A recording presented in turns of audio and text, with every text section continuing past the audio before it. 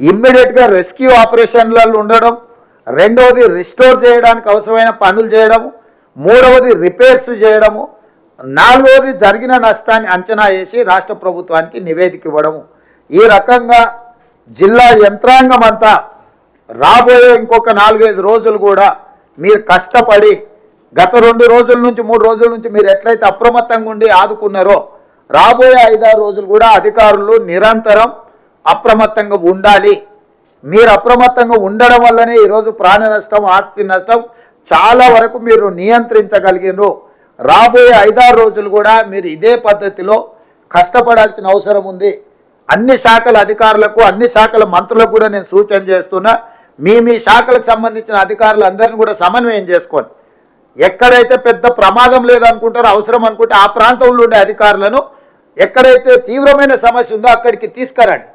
తాత్కాలికంగా వాళ్ళ 4 రోజుల 5 రోజుల వారం రోజుల అవసరమైతే వాళ్ళని ఇక్కడికి తీసుకొచ్చి ఇక్కడ వాళ్ళను ఈ పనులలో నిమగ్నం చేసి ఆ నివేదికలు తయారు చేస్తే కేంద్ర ప్రభుత్వం రాష్ట్ర ప్రభుత్వం కలిసి ప్రజలను ఆదుకోవడానికి అవకాశం ఉంటుంది. కాబట్టి ఇట్లాంటి విషయాలలో ఎవ్వరు కూడా నిర్లక్ష్యం వహించడానికి వీల్లేదు. నేను మళ్ళొకసారి అధికారులకు సూచన చేస్తున్నా, ముఖ్యంగా కలెక్టర్ గారికి నేను ఇన్స్ట్రక్షన్ ఇస్తున్నా, ఇట్లా నిర్లక్ష్యంగా డ్యూటీలకు రాకుండా ఎవరైనా అధికారులు ఉంటే తక్షణమే వాళ్ళ వివరాలు సేకరించండి. అందరూ అధికారుల యొక్క సెలవులు రద్దు చేయండి. అందరినీ డ్యూటీలలో డిప్లాయ్ చేయండి. దీంతోపాటు పోలీస్ శాఖ నుంచి కూడా మీరు వాళ్ళ సేవల్ని ఉపయోగించుకోండి. ఎందుకంటే ఈ ట్రాఫిక్ స్ట్రీమ్ లైన్ చేయడం కానీ, లోకల్గా డిజార్డర్గా ఉన్న కొన్ని ఇష్యూస్ని వాళ్ళను ఆర్డర్లో పెట్టాలంటే పోలీస్ ఫోర్స్ను కూడా మీరు అవసరమైన మేరకు వాళ్ళను సమన్వయం చేసుకోండి. పోలీస్ అధికారులకు కూడా నేను ఇన్స్ట్రక్షన్స్ ఇస్తున్నా, ఏ మాత్రం కూడా ఈ డిజాస్టర్ దీంట్లో అవసరమైతే కంప్లీట్గా పోలీసులు ఇన్వాల్వ్ అవ్వాల్సిన అవసరం ఉంది.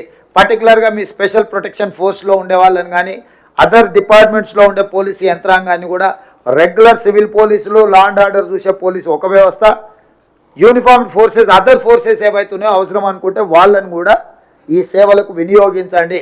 మనం ప్రతిసారి కేంద్ర ప్రభుత్వం వైపు, నేషనల్ డిజాస్టర్ వైపు చూడడం కానీ, లేకపోతే అదర్ ఫోర్సెస్ కోసం మనం ఎదురు చూసుకుంటూ కూర్చుంటే వాళ్ళు రావడం ఆలస్యం అవుతుంది. కాబట్టి రాష్ట్ర ప్రభుత్వ పరిధిలో, ఎందుకంటే రీసెంట్గా మనము ఫైర్ డిపార్ట్మెంట్లో కూడా హండ్రెడ్స్ ఆఫ్ రిక్రూట్మెంట్స్ చేసినాం. ఇంతకుముందు ఫైర్ డిపార్ట్మెంట్లో పెద్దగా సిబ్బంది లేరు.